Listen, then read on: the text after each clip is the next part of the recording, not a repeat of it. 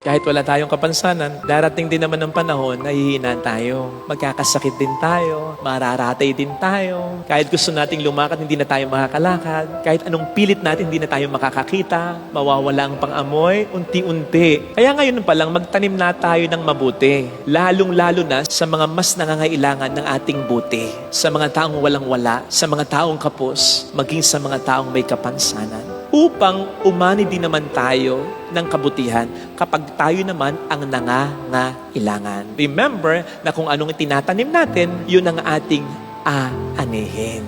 At tandaan natin, ang pinakatagapaghasik ang pinaka-farmer ay ang Diyos.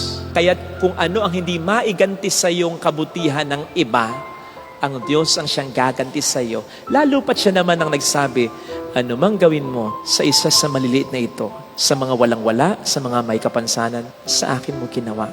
At hindi ako padadaig sa iyo. Kung mabuti ang ginawa mo, gaganti ako sa iyo.